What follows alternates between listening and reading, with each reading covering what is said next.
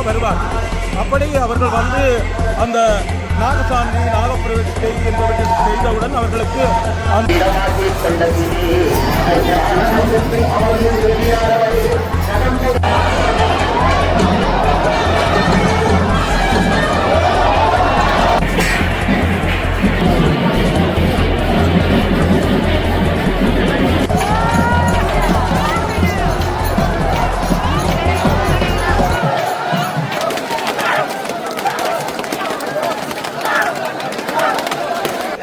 இந்த திருத்தலத்துக்கு ஏராளமான அடியார்கள் இங்கே அதாவது யாழ்ப்பாணத்திலிருந்தும் நாட்டின் பல நாய்த்தமிழர்களுக்கு வணக்கம். நாங்கள் எங்கே நிற்கிறோம்னா நயனாதீவு நாகூசினியம்மில் நிற்கிறோம். நயனாதீவு நாகூசினியம்மன் நேற்று சப்பர திருவிழா போட்டிருக்கோம் பார்த்தா நீங்கள் பார்த்துக்கிறோம். அந்த வழியில் பார்த்தா இன்றைக்கு ரதோற்சவத்தை முன்னெடுத்து தான் நாங்கள் இந்த காணொலி பதிவிட்டு வந்திருக்கோம். யாரும் கலந்துக்கு சார்ந்த மறக்காமல் சப்ஸ்கிரைப் பண்ணி அப்படி லைக்காக பண்ணிட்டு காணொலியை பாருங்கள். அப்படி காணொலி தொடர்ந்து பார்ப்போம் ரதோற்சவம் எப்படி நடக்குதுன்றதை.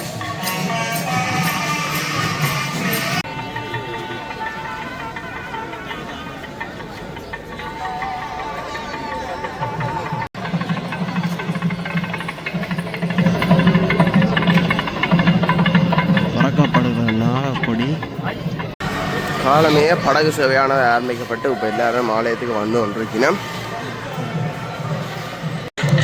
இதில் பார்த்தீங்கன்னா நேர்த்திக்கடனை செய்து கொண்டிருக்கணும். மலை போல குமிந்து கிடக்கும் தேங்காய்கள் பார்த்தீங்கன்னா ஒருவரும் தங்களோட நேர்த்திக்காக கொண்டு வைக்கப்படும் தேங்காய்கள் மலை மாதிரி இதில் குமிக்கப்பட்டிருக்குது. வரலாற்று சிறப்புமிக்க நயனாதீவு நாகபூஷணி அம்பாள் ஆலயத்திலே இன்று நடைபெறுகின்ற தேர் திருவிழா நிகழ்வுகளோடு இணைந்திருக்கின்றோம். வருடா வருடம் ஆனி பூரணையை தீர்த்த உற்சவமாக கொண்டு இந்த திருத்தலத்திலே 15 நாட்கள் மகோற்சவம் நடைபெறுவது வழக்கம். அந்த வகையிலே கடந்த 26/6/2025 வியாழக்கிழமை அன்று இந்த ஆண்டிற்கான பிரம்மோற்சவம் துவஜ ஆரோகணம் என்று சொல்லப்படுகின்ற கொடியேற்றத்துடன் ஆரம்பமாகி இன்றைய தினம் தேர் திருவிழா நடைபெறுவதற்குரிய ஏற்பாடுகள் நடைபெற்றுக் கொண்டிருக்கின்றன. இப்பொழுது வசந்த மண்டப பூஜை நடைபெற்றுக் கொண்டிருக்கின்றது. காலை 4:30 மணிக்கு அபிஷேக ஆரம்பமும், அதனைத் தொடர்ந்து 6 மணிக்கு தம்ப பூஜையும், 7 மணிக்கு வசந்த மண்டப பூஜையும் ஆரம்பமாகி இப்பொழுது அங்கே வசந்த மண்டபத்திலே சிவாச்சாரியார்கள் வேத பாராயணம் செய்து கொண்டிருக்கின்ற அந்த அற்புதமான காட்சியை நாங்கள் கண்டு கொண்டிருக்கின்றோம். இந்த திருத்தலத்துக்கு ஏராளமான அடியார்கள் இங்கே அதாவது யாழ்ப்பாணத்திலிருந்தும் நாட்டின் பல பாகங்களிலிருந்தும் வெளிநாடுகளிலிருந்தும் அம்பிகையினுடைய திருத்தலத்துக்கு வந்த வண்ணமாக இருக்கின்றார்கள். இரவிரவாக பல அடியார்கள் இங்கே வந்தார்கள். இன்னும் காலை 5:30 மணியிலே இருந்து குடியேற்றவானிலிருந்து அடியார்கள் இந்த திருத்தலத்தை நோக்கி வந்து கொண்டிருக்கின்ற அந்த காட்சியினை நாங்கள் கண்டு கொண்டிருக்கின்றோம். இந்த திருத்தலத்திலே அமைக்கப்பட்டிருக்கின்ற அம்பிகையினுடைய திருத்தேர் 8/7/1957, அதாவது நேற்றைய தினம் 8/7/2025, இது 8/7/1957, கிட்டத்தட்ட 68 வருடங்கள் இந்த அம்பாளுடைய திருத்தேருக்கு தற்போது 68 வருடங்கள் நிறைவு பெற்றிருக்கின்றது. இன்றைக்கு 69வது வருடத்திலே அம்பிகையினுடைய அந்த திருத்தேர் வீதிவலம் வருகின்ற அற்புத காட்சியை நீங்கள் இன்னும் சில நிமிடங்களிலே காணலாம். அதற்கு முன்பாக விநாயகப் பெருமானுடைய தேரும், அதனை அடுத்து முருகப்பெருமானுடைய தேரும் இங்கே காட்சி தந்து கொண்டிருப்பதை நாங்கள் காணுகின்றோம். அதிகாலையிலிருந்து அடியார்கள், ஆண் அடியார்கள் அங்க பிரதட்சணம் செய்தும், பெண்ணடியார்கள் அடியெடுத்தும், கற்பூர செடி எடுத்தும் எத்தனையோ காவடிகளையும் இங்கே நாங்கள் காணக்கூடியதாக இருந்தது. இலங்கையிலே இருக்கின்ற ஆலயங்களுக்குள்ளே மிகவும் ஒரு பக்திபூர்வமான ஆலயமாக இந்த நயனாதீவு நாகபூஷணி அம்பாளுடைய ஆலயத்தை குறிப்பிடலாம். ஏனென்று சொன்னால் இங்கே பெரும்பாலும் ஆலயத்தில் இந்த இடத்துல தான் காவடி எடுக்கப்பட்டு ஆலயத்தை சுற்றி வரப்படுகிறது.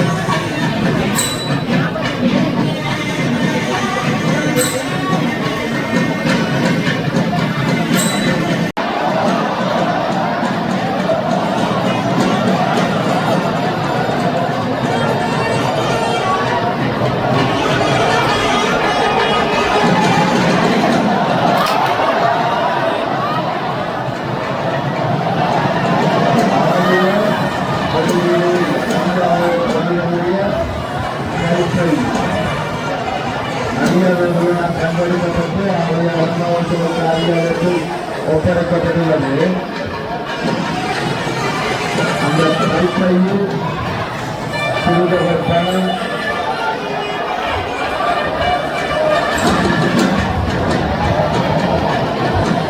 நாட்கண்டது என்பன உள்ளன. அவர்களுக்கு அதிகார ஆய்வு செய்து வைத்திருக்க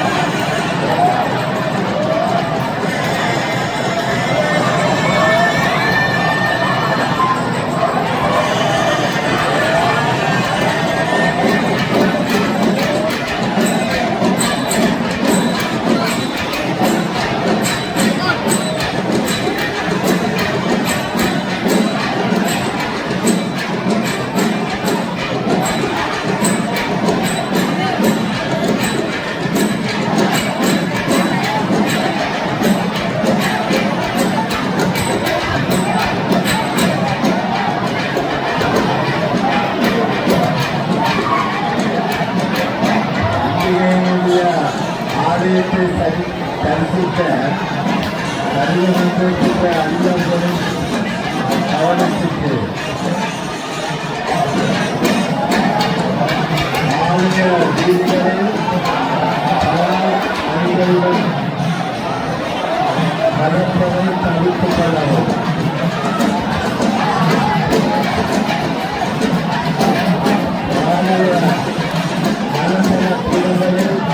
சுத்தமான முறையில் சுகாதார விநியோகத்தான பராமரித்துக் கொள்ளவும்.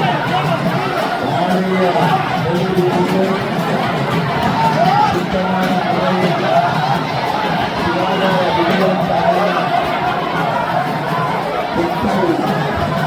அந்த குழந்தை வரம் இல்லாதவர்கள், திருமணமாகாதவர்கள் தான் கூடுதலாக வருவார்.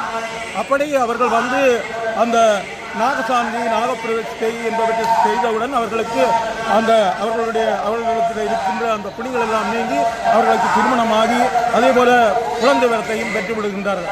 அப்படி ஒரு நம்பிக்கையில் இந்த திருத்தலம் திகழ்வதன் காரணமாக எத்தனையோ அடியார்கள் இந்த அம்பிகையினுடைய திருத்தலத்துக்கு வந்து அந்த அம்பிகைக்குரிய காணிக்கை பொருட்களை ஆலயத்திலே நீங்கள் பார்க்க மாட்டீர்கள் என்று தங்க திருவாசியிலே தான் அம்பாள் எழுந்தருள் வருவாள்.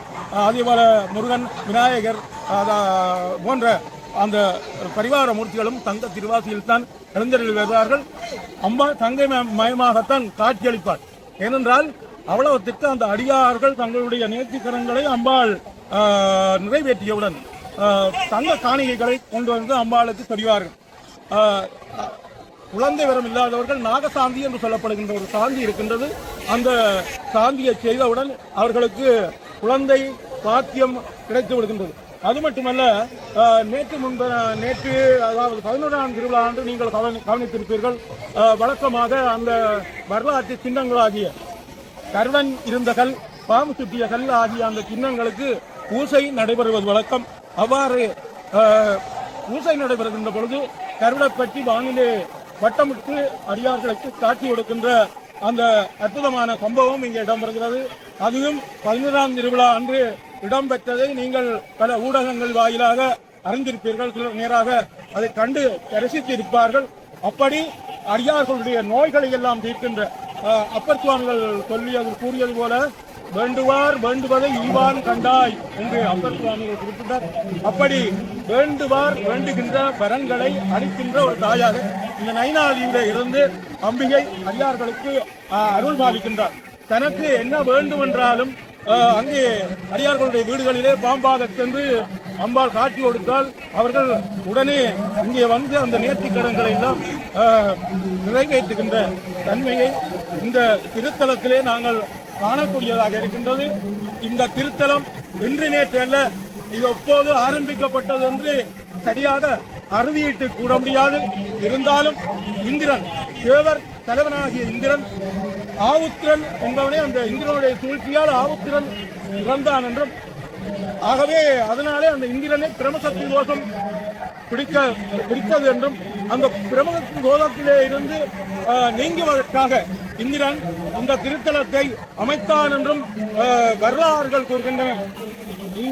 இந்திரன் அமைத்தது சக்தி கீதம், அது இருக்கிற முத்திகூடம் முத்திகூடம் முத்திகூடம். உலகத்திலே இருக்கின்ற 64 சக்தி பீடங்களிலே இது புவனேஸ்வரி பீடம் என்று சொல்லப்படுகின்றது.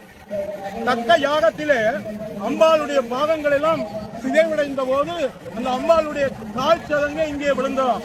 அதனாலேதான் இந்த இடத்தை மணிபுரி என்றும் மணிபல்லவம் என்றும் அழைக்கின்றார்கள். அந்த கால் சதங்க விழுந்த இடம் புவனேஸ்வரி பீடம் என்று வழங்கலாயிற்று.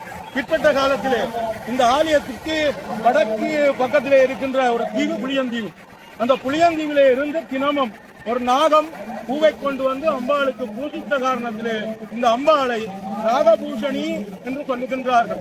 அப்படி வரலாற்று சிறப்புமிக்க ஒரு தாயாக, அடியார்கள் வேண்டுவதை அளிக்கின்ற தாயாக விளங்குகின்ற அன்னை பராசக்தியினுடைய இந்த திருத்தலத்திலே இன்றைய தினம் ரதோற்சவம் நடைபெற இருக்கின்றது. என்னும் சில நிமிடங்களிலே நீங்கள் இங்கே நடைபெறுகின்ற அந்த ரதோற்சவத்தை கண்டு அம்பாளுடைய அந்த திருத்தேர் வடங்களை நீங்கள் வடங்களை பிடித்தீர்கள் என்று சொன்னால் உங்களுக்கு இருக்கின்ற அசையாத பிரச்சனைகள் எல்லாம் தீர்ந்துவிடும். அதனாலேதான் அசையாத தேரை நாங்கள் எல்லோரும் கூடி இழுப்பதன் மூலமாக எங்களிடத்தில் இருக்கின்ற அந்த அசையாத பணிகள் எல்லாம் இருந்துவிடும்.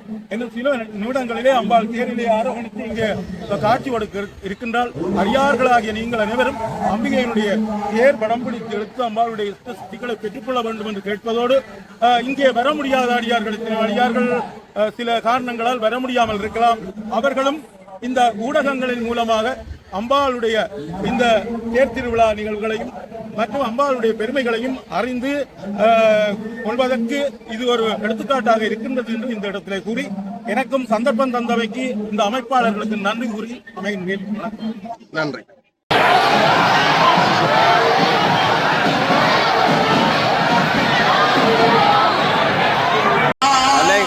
திரண்டு வந்த 10 அடியார்களை பார்த்தா இவ்வளவு பேர் ஆலயத்துக்கு முன்னால் வந்திருக்கிறாங்க.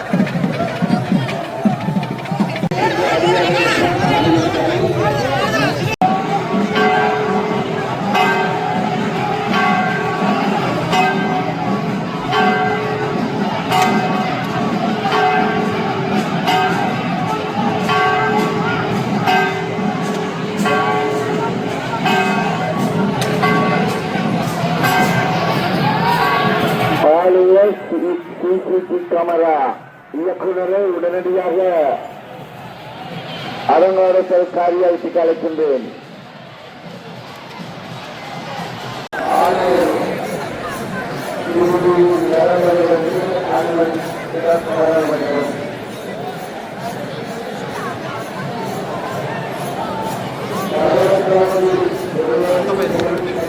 பார்த்தீங்கன்னா சாமி வழியில் அதுக்கான ஏற்பாடுகள் நடந்து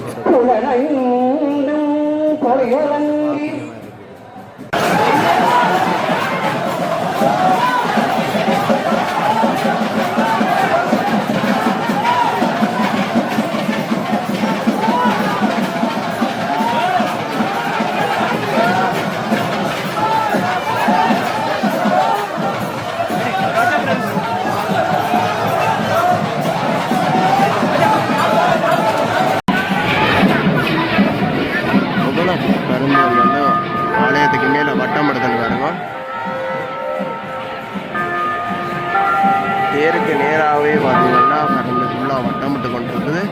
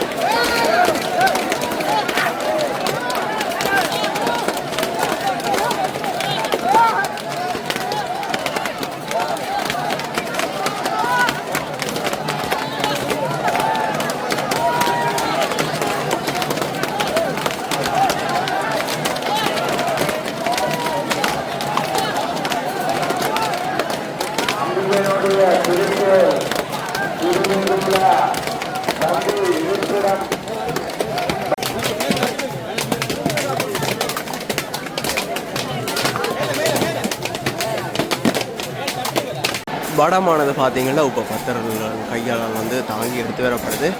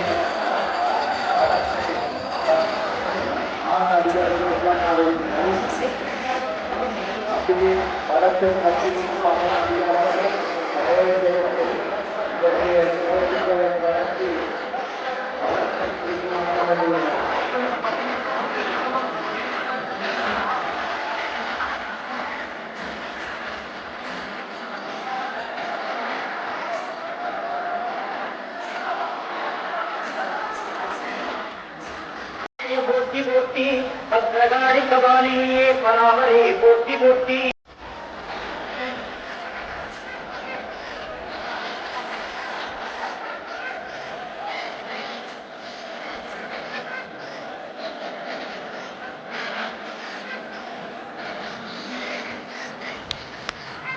சாட்சியுப்பே போற்றி போற்றி சகாராக்க கவானினே காரியமான அம்சவதி போற்றி போற்றி லகாராஜ்ய லகா பூஜ்ய ராஜேஸ்வரி போற்றி போற்றி கொண்டதிலே அவர்கள் வெளியானவரே கடந்த கணவாசினியே காமம் வருவார் மாற்றப்படவத்தின் கருவியில் கண்டித்து கல்வ சந்தனை காட்டி கல்வோ சமதத்திடுவாய் பக்தர்கள் பிரதத்தை அடைந்து கொண்டு செல்கிறார்கள்.